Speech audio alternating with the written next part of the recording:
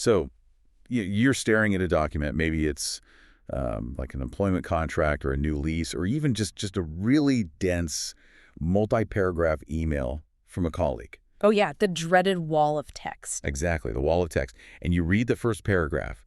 Your eyes are, physically tracking across every single word. Yeah, you're doing the physical motion of reading. Right. Cool. And you get to the end of the page, and you blink, and you realize your brain has retained absolutely nothing. I mean, just zero. It's totally blank. So blank. So you reset, you start at the top, forcing yourself to focus, and you read it again and again. And you aren't sleep deprived. You aren't distracted by your phone. You know this document is super important, yet the words are they're just empty symbols on the page. Yeah, it's like your brain is actively rejecting the information. Yes. And we usually chalk this up to just, being tired or needing another cup of coffee or something.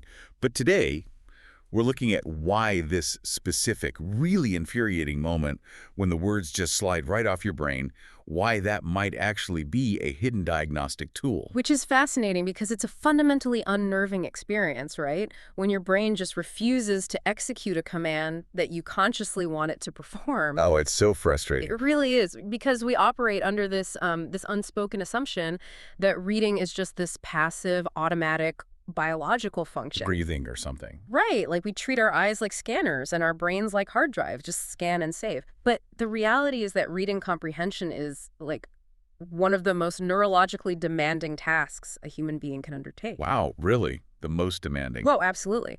So when that process suddenly fails in a quiet room with no obvious distractions, it creates this profound cognitive dissonance. People immediately turn inward. Yeah, that internal panic. Exactly. The internal monologue gets incredibly hostile. It's like, why can't I just do this? Am I stupid? Am I losing my mind? And that hostile internal monologue is exactly what our source material is trying to dismantle today. So we're doing a deep dive into this really fascinating excerpt from a Japanese medical media outlet called Medical DOC, which was distributed via Smart News. Yeah, it's a really interesting piece. It is. It's a concise text, Yeah. but the implications are just staggering. I mean, the entire mission of this deep dive is to unpack how the inability to absorb a document isn't just, an annoying quirk of modern life. Right. And certainly isn't a moral failure. According to the medical community, it's often this glaring, overlooked sign of an adult developmental disorder. So we're going to shift the entire framework, basically, from judging our character to actually understanding our neurobiology. And, the editorial choice made by the authors of this Medical DOC article, that's what immediately caught my attention. Oh, really? What do you mean? Well, the headline explicitly asks if the inability to absorb the contents of documents is a sign of adult developmental disorders.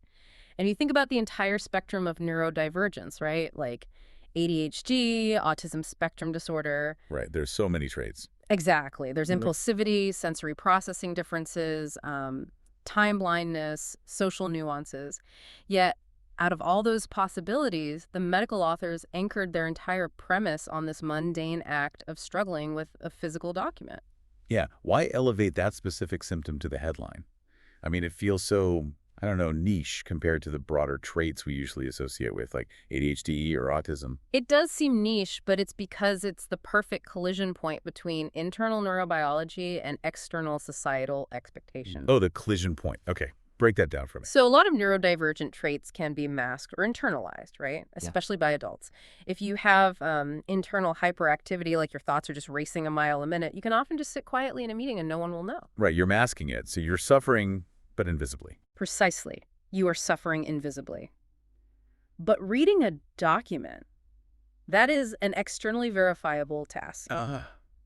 You can't fake reading the document if you have to answer questions about it. Exactly. If a client hands you a project brief and you cannot absorb the deliverables, or HR sends you a benefits form and you can't process the deadlines, your internal struggle instantly translates into a visible external failure.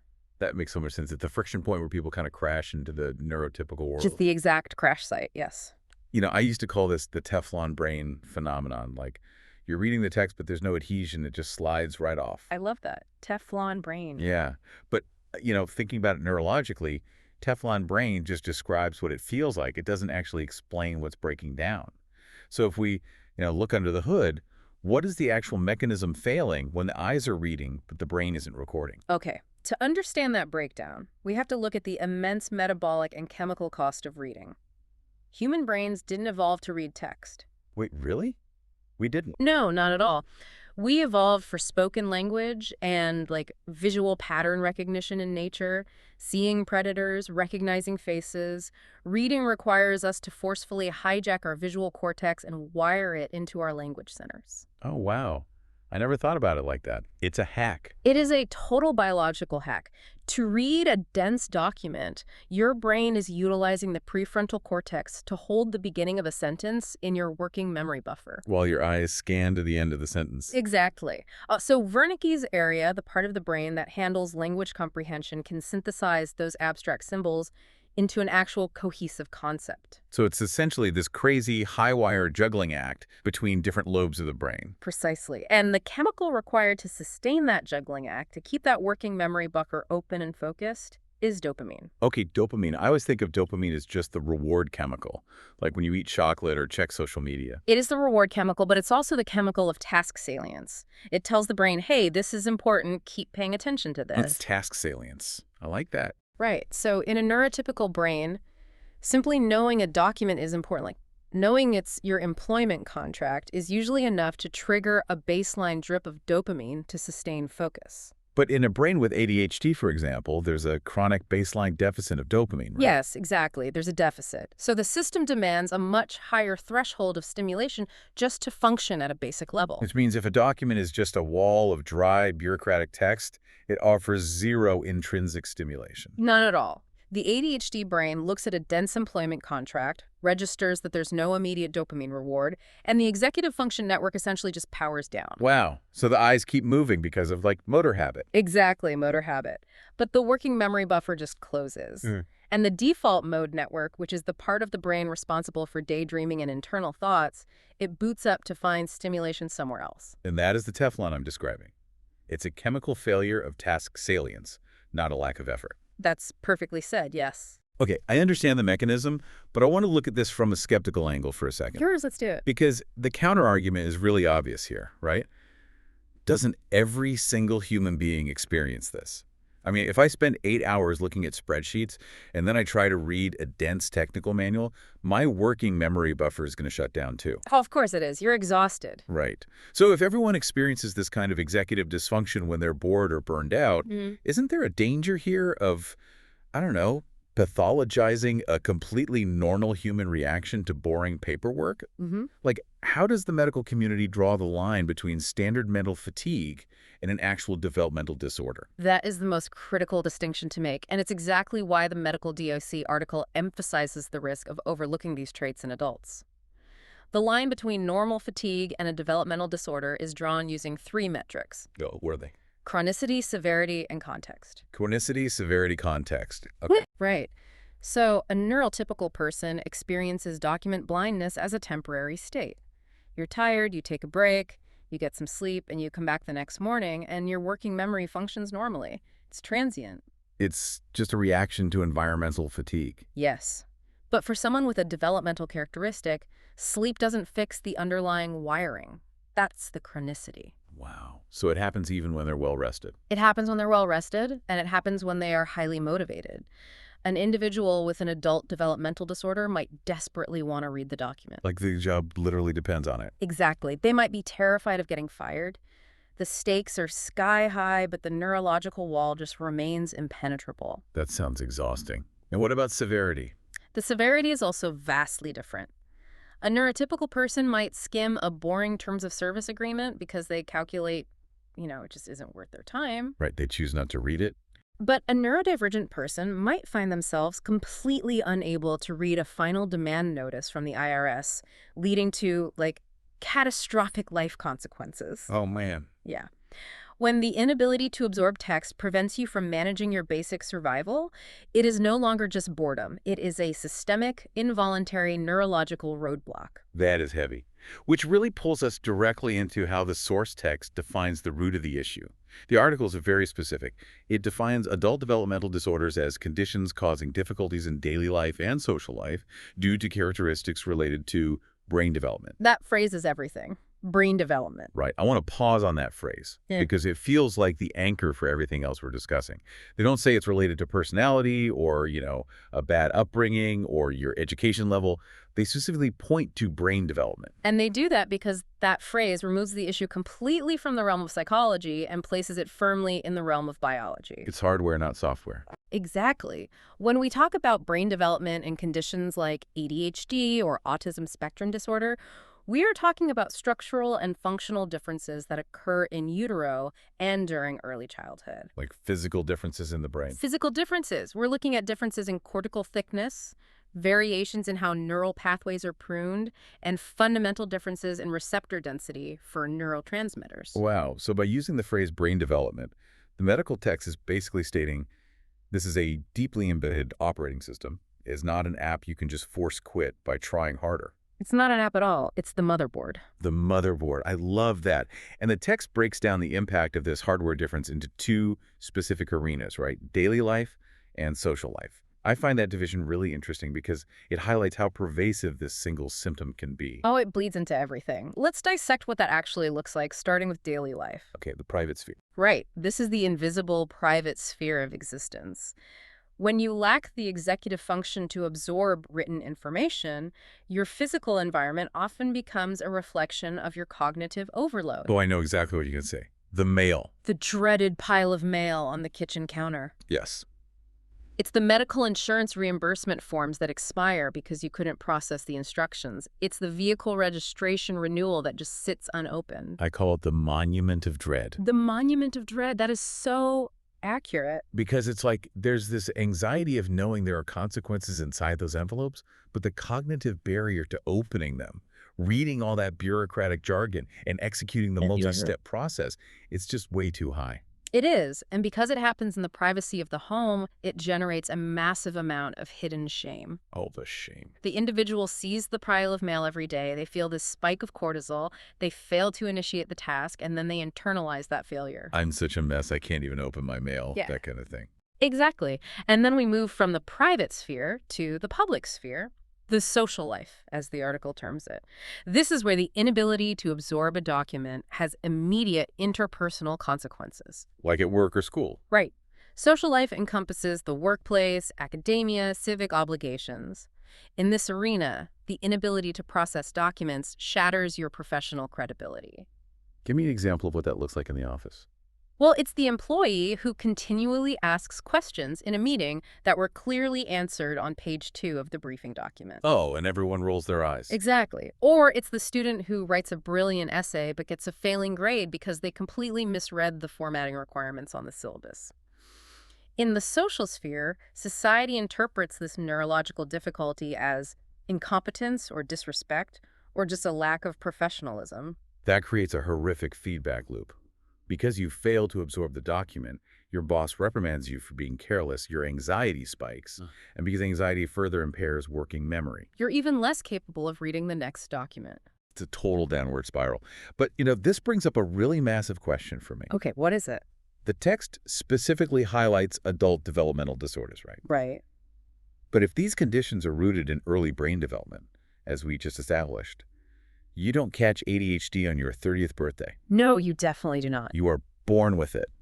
So why does this symptom, the inability to absorb documents, suddenly become the focal point of a medical article aimed at adults? Like, why wasn't this diagnosed when they were 7 years old? This is one of the most vital concepts in modern neurodiversity research. It's what we call the collapse of the external scaffolding. The collapse of the external scaffolding. Okay, tell me more. So, during childhood and adolescence, almost everyone exists within a highly curated, heavily structured environment, right? The education system and the family unit act as a surrogate prefrontal cortex for the child. A surrogate prefrontal cortex, meaning the adults are handling all the executive function for the kid. Exactly. If a 10-year-old child with ADHD is handed a dense textbook chapter, they might completely fail to absorb it. But the environment immediately compensates. Right. The teacher gives them a worksheet. The teacher provides a fill-in-the-blank worksheet to guide their attention. The parent sits at the kitchen table and makes them read it out loud, sentence by sentence. The school sends automated emails to the parents if an assignment is missed. So the child's inability to absorb the document is basically mitigated by an entire ecosystem of support. An entire ecosystem. Furthermore, many highly intelligent neurodivergent children learn to mask their difficulties. They use last-minute panic and adrenaline to brute force their way through high school and college assignments. Wait, adrenaline? Mhm. Because adrenaline acts as a substitute neurotransmitter to jumpstart the executive function. Precisely. Adrenaline provides the temporary chemical required to focus when dopamine is lacking. Wow, that's wild. But that strategy has to be biologically unsustainable, right? Completely unsustainable. When you transition into adulthood, two things happen simultaneously. First, that external scaffolding vanishes. There are no teachers checking your planner. Your boss isn't going to sit next to you and help you read a quarterly report. Right, you're on your own. And second, the sheer volume, complexity, and consequence of the documents you must independently process just skyrockets. Oh, yeah. Tax law, mortgage agreements, health insurance policies, corporate memos. Exactly. So you have a brain that is fundamentally hostile to dense text, the safety net is gone, and society suddenly demands you process 10 times the amount of paperwork. And you can't rely on last-minute adrenaline anymore because you can't live your entire adult life in a state of chronic panic. No, you'll experience severe burnout. And that is why the adult designation in the article is so crucial. The underlying brain structure didn't change at age 25. The environmental demands just finally exceeded the individual's capacity to mask. That is when the diagnosis usually happens. That makes total sense of the timeline. But let's look at the actual diagnoses mentioned in the text. Sure. The article specifically lists ADHD and ASD autism spectrum disorder.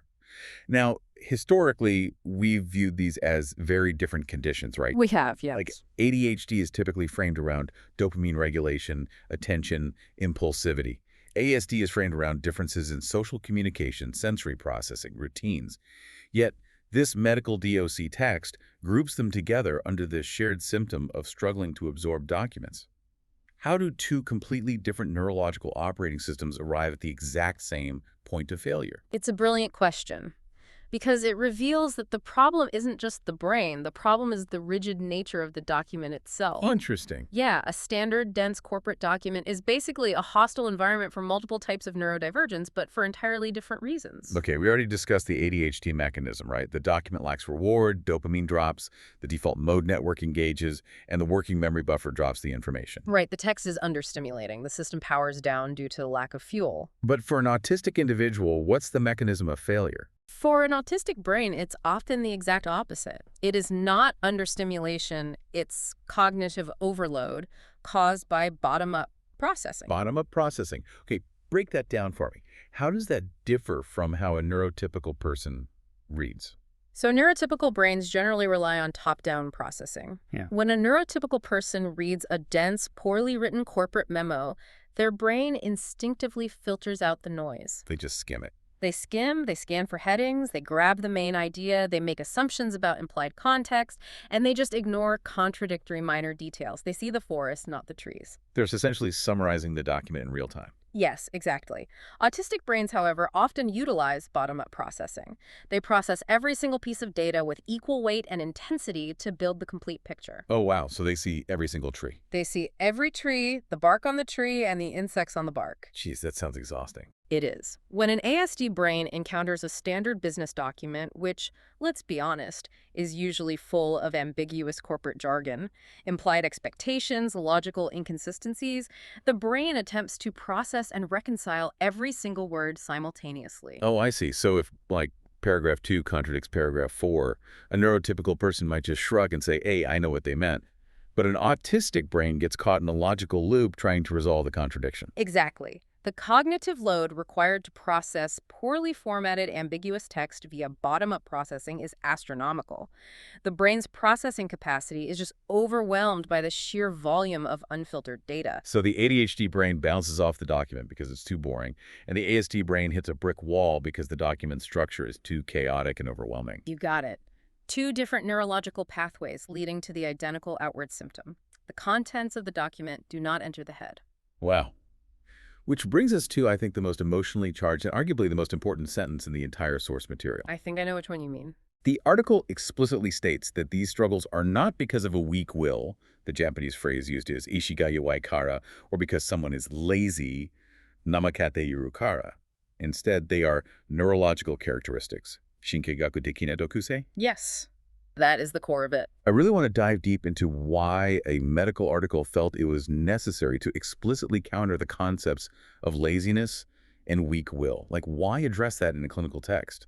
Because the authors understand that before they can address the neurology, they have to dismantle the societal trauma. Societal trauma. That's a strong phrase. It is, but it's accurate. The terms lazy and weak-willed aren't medical terms. They are moral judgments. For centuries, modern society has deeply moralized executive function. We really have. We've intertwined the ability to sit still, focus on unstimulating tasks, and manage paperwork with a person's fundamental moral worth. It's deeply embedded in our cultural DNA. If a person cannot organize their documents or sustain attention on a dry report, society does not assume they have a difference in dopamine receptor density, right? No, society assumes a deficit of character. We assume they simply do not want to do the work, and therefore they are a bad employee, a bad student, a bad adult. Exactly. I think about this in terms of other biological systems.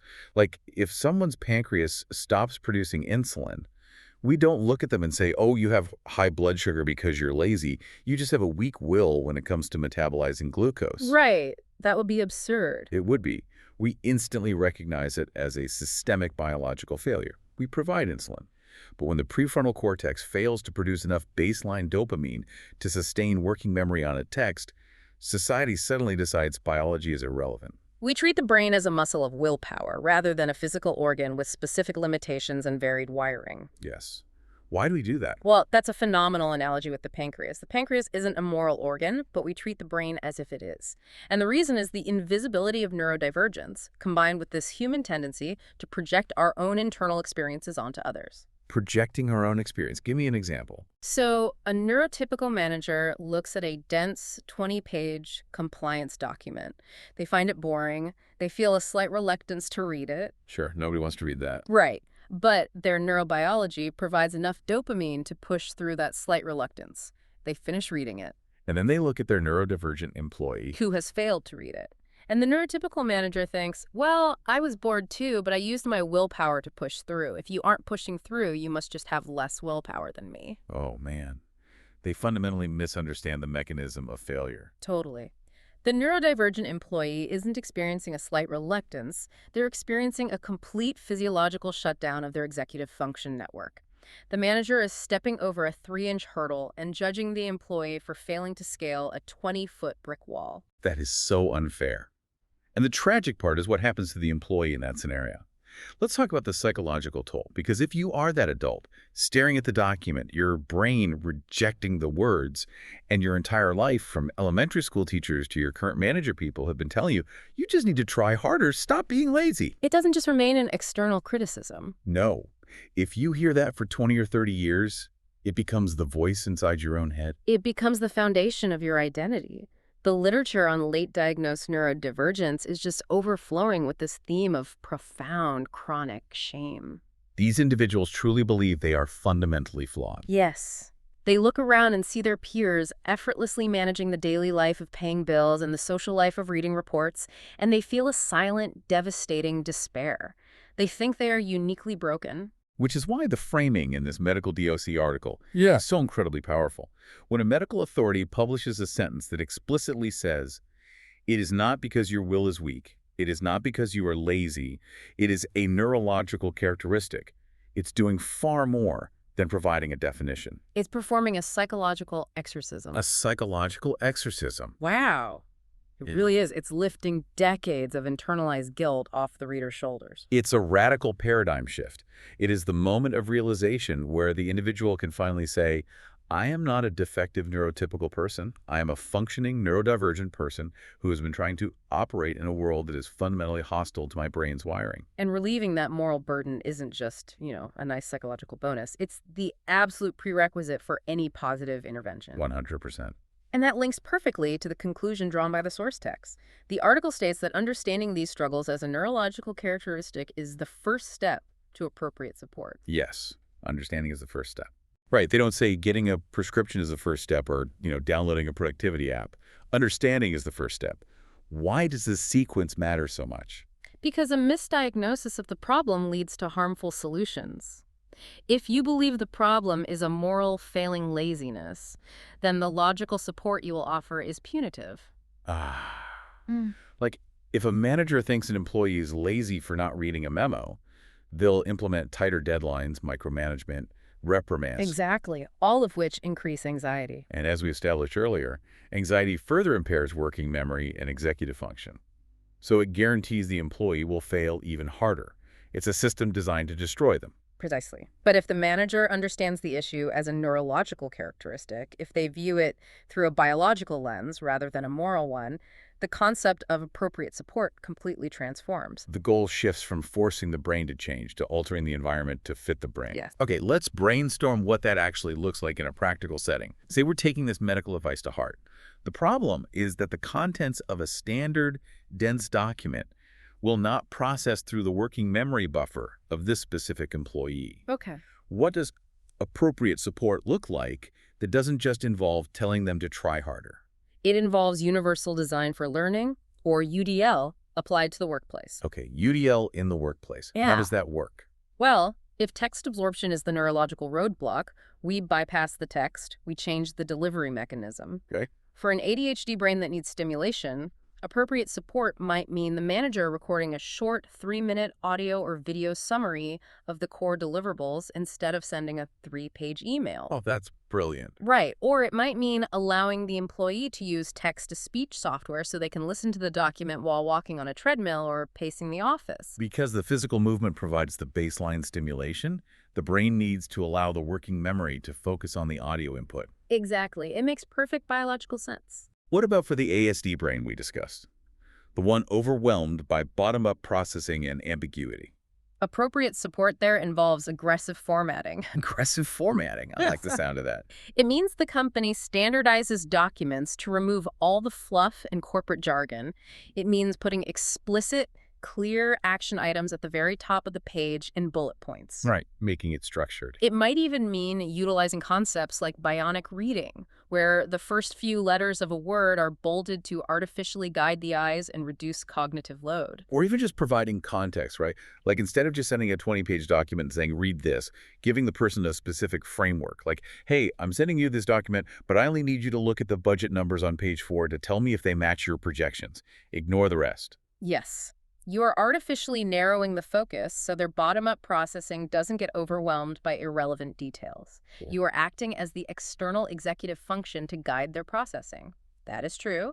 Appropriate support. You know, there is a brilliant, almost meta-level irony to the medical DOC article itself. Oh. How so? Well, in the text, the authors state that their goal is to explain adult developmental disorders in an easy-to-understand way. They aren't writing a dense, academic, jargon-filled medical thesis that their target audience would immediately bounce off of. That's very true. They're intentionally formatting their information to be accessible to the very people who struggle with dense text. They're practicing the exact appropriate support they're advocating for. It is a wonderful example of empathetic design. They understand their audience's neurological profile, and they built the communication tool to match it perfectly. And this is a massive but. There is an even deeper, really dark irony lurking at the very bottom of our source material. I think I know where you're going with this. I want to shift our focus to the meta context of where this article actually lives on the internet because it perfectly encapsulates the entire crisis we've been discussing. Go for it. At the end of this beautiful, concise, empathetic article about how struggling to read dense documents is a neurological disability, we find the legal boilerplate required by the distribution platform. Ah, yes. The inescapable reality of our digital infrastructure. I have to list what is actually attached to the bottom of this text because you literally couldn't write a better satire of modern society if you tried. Let's hear it. Right below the article, the platform, Smart News, includes links to the Specified Commercial Transactions Law, matters stipulated by the Telecommunications Business Law, the operating company details, the terms of use, the privacy policy, and copyright licensing information. It's like profoundly ironic. It is. Yeah. Here's an article telling you that your inability to process dense, bureaucratic text is a valid neurological struggle, and it is legally mandated to be wrapped in a straitjacket of the densest, most impenetrable, highly structured bureaucratic legal language known to humanity. It's the ultimate paradox, and it opens up a massive commentary on the environment we've built over the last 20 years. Right. The digital age was supposed to make information more accessible, but instead it's created a society that demands continuous, high-level document processing just to participate in basic daily life. We're bombarded with more terms of service agreements, data privacy policies, and complex legal texts than at any other point in human history.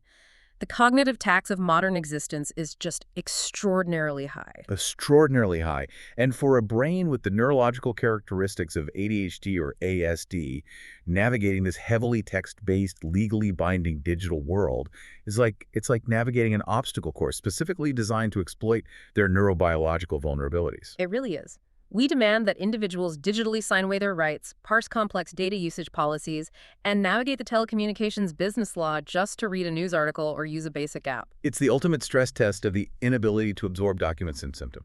Which brings me to my final challenge for you. Let's be brutally honest here. Okay. Does anyone, neurotypical or neurodivergent, actually read and absorb the Apple Terms of Service or the Smart News privacy policy? No, nobody does. We all just scroll to the bottom and wildly click agree because we are completely overwhelmed by the modern internet. So, if no one can absorb these documents, how does this remain a valid diagnostic symptom for a developmental disorder? Have we just built a world so absurd that everyone is disabled by it? You are identifying a very real phenomenon here.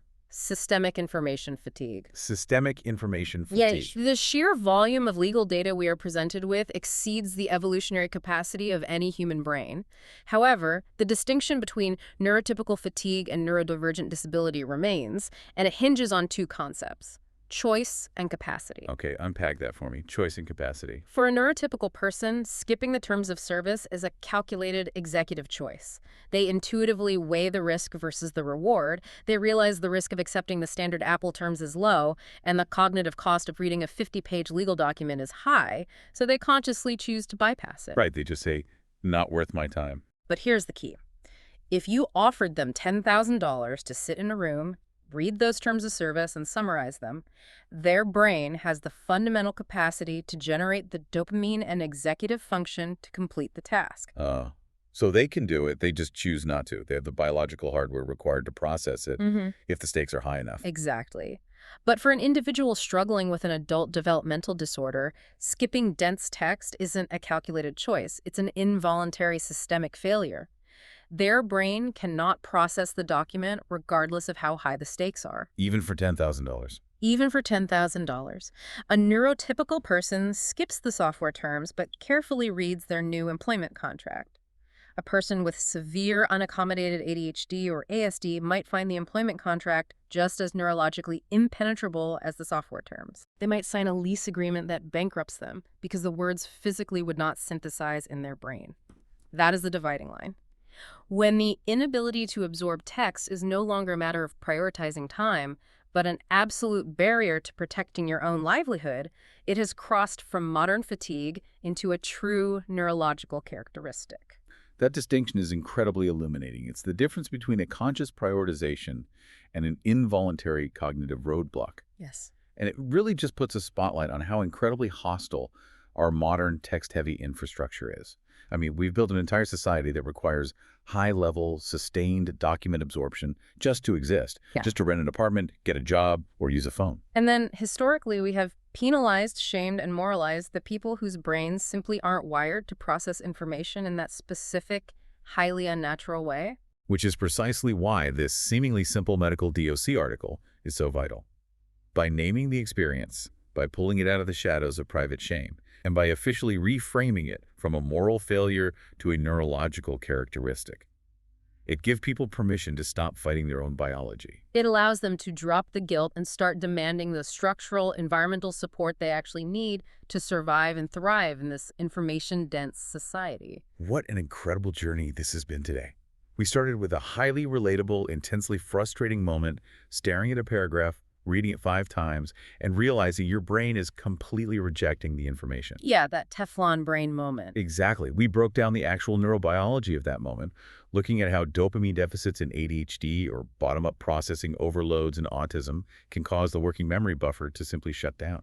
And we explored how these lifelong neurological trajectories often remain masked until adulthood, when that sudden loss of external scaffolding and the explosion of dense paperwork cause the system to crash. And most importantly, we addressed the toxic societal legacy of labeling executive dysfunction as laziness or a weak will.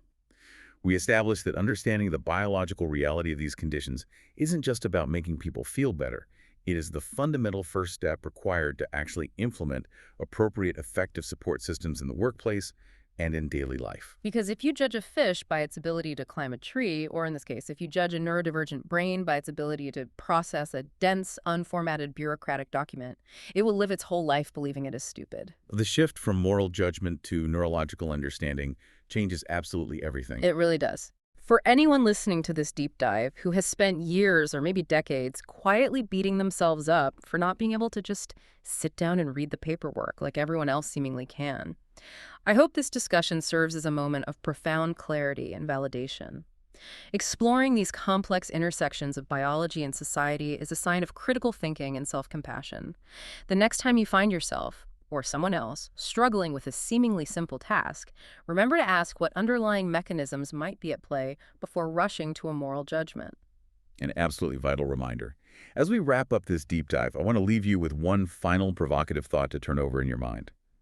We spent this time unpacking how certain brains struggle to process the dense documents our society runs on.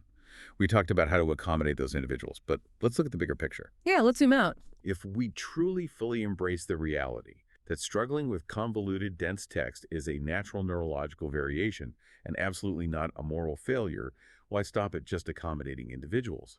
How would we need to completely dismantle and redesign our educational systems, our corporate communications, and the very foundation of our legal contracts so that everyone's brain, regardless of its wiring, has an equal, frictionless opportunity to understand the world around them?